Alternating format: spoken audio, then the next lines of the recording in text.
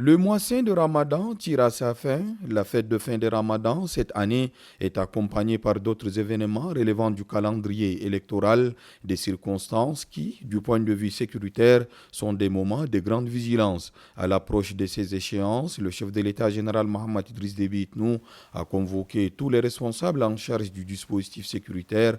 Au cœur des discussions se trouvent des mesures à prendre pour assurer la sécurité des citoyens et leurs biens pendant cette période pleine d'enjeux. Une évaluation de la situation sur le plan national a été faite.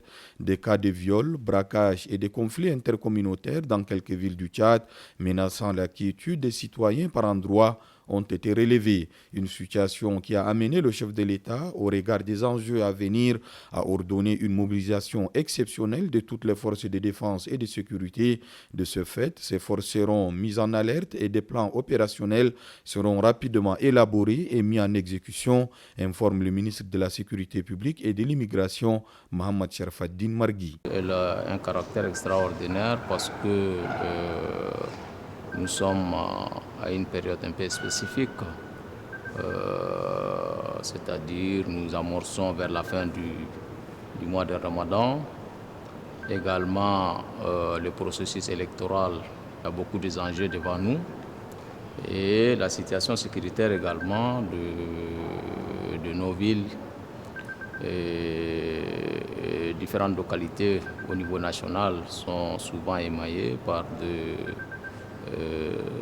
quelques attaques isolées, des cas de braquage, de conflits communautaires, etc., etc. Donc le président de la République a voulu, par cette occasion, donner des orientations fermes pour que les forces de défense et de sécurité prennent les responsabilités d'arriver à protéger les populations pour que les populations tchadiennes